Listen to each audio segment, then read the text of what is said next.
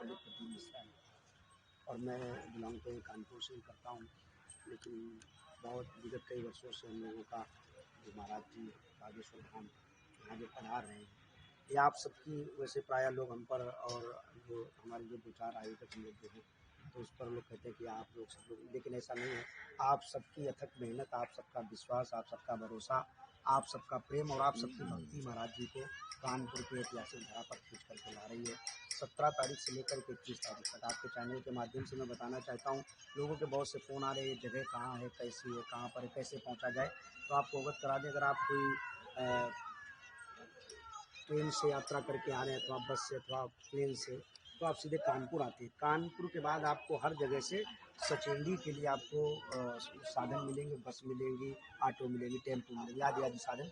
इसके बाद सचेंडी थाने से ही करीब 5 किलोमीटर 6 किलोमीटर की दूरी पर ये आश्रम है, श्री पवन तनय आश्रम, जो श्री शोभन सरकार के द्वारा स्थापित है ये आश्रम, और आज उसकी देखरेख संरक्षता हमारे श्री गोपालन जी महाराज कर रहे हैं। और उनके सानिध्य में ही हमारे श्री संतोष दास जी महाराज जो इस कार्यक्रम करते हैं, और आयोजक मंडल के अंतर्गत हमारे अमरीश दीक्षित प्रेस क्लब के सदस्य हैं, वो अध्यक्ष हैं, और शुक्ला जी, सुनील शुक्ला जी, ये सभी आयोजक हैं।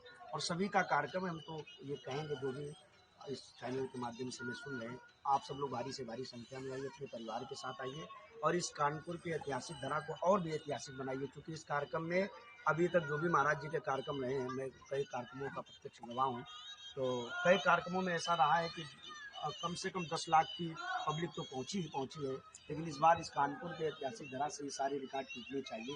ये हम आपसे हाथ जोड़ करके आग्रह करते हैं। कम से कम यहाँ 15 लाख की भीड़ में आप सब लोग संख्या में पधारे और आकर के कितने लोगों की यहाँ बैठने की व्यवस्था करी गई है? बैठने की व्यवस्था आप देख सकते हैं, यहाँ 3 पार्ट में पंडाल बनाए गए। जर्मन पंडाल है, वाटर प्रूफ है, और बिल्कुल तूफान आंधी का कोई असर नहीं है, ऐसे पंडाल बनाए गए हैं।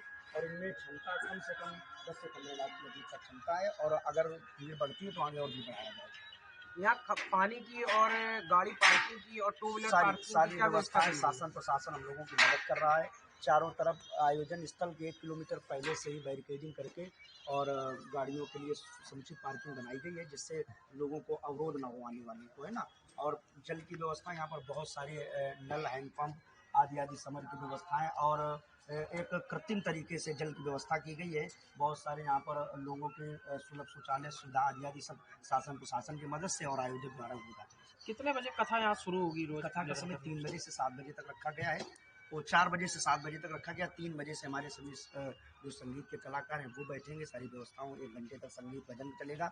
और 4 बजे से लेकर के 7 बजे तक भारत के विभिन्न चैनलों में, जिसमें संस्कार प्रमुखता के साथ जो धार्मिक चैनल है, उस पर इस कथा का लाइव प्रसारण होगा, जो 184 देशों में वो इस कथा का प्रसारण होगा। कि क्या कहना चाहेंगे? कुछ भक्त लोग दूर से भी आ रहे हैं, कुछ लोगों का यहाँ कहना है कि हमको असुविधा महसूस हो रही है। कोई असुविधा नहीं है यहाँ पर। देखिए, असुविधा तो अब व्यक्ति घर से बाहर निकलता है, उसको असुविधा ही शुरू हो जाती है। घर वाली सुविधा कहीं नहीं मिलती। फिर कुछ पाने के लिए थोड़ा अगर हम खो रहे हैं तो उसमें कोई बेजा बात नहीं। हम तो चाहेंगे थोड़ी सी अगर कष्ट भी उठाना पड़ जाए, और भगवान की भक्ति में कष्ट है ही, लेकिन उसके बाद आनंद उसका भी। तो ऐसी कोई वैसी असुविधा नहीं है। रहने की समुचित व्यवस्थाएं आसपास क्षेत्र के गांवों के लोगों ने भी खोल दिया कि भाई हमारे घर में आप रुकिए, ऐसी तो व्यवस्था यहाँ के लोग किए हुए हैं। पंडाल भी बनाए गए रहने के। फिर गर्मी का समय, रात में तो कहीं भी देखिए ना, यहाँ पर चारों तरफ जंगल है, और जंगल में कहीं भी मंगल शुरू हो सकता है।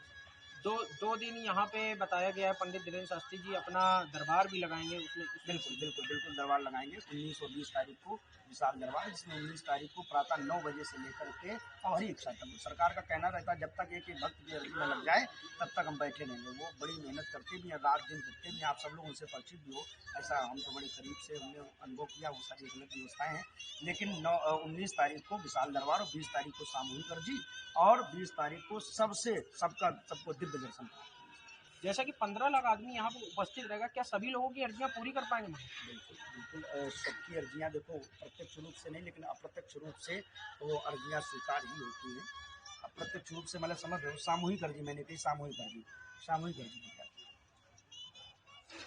है।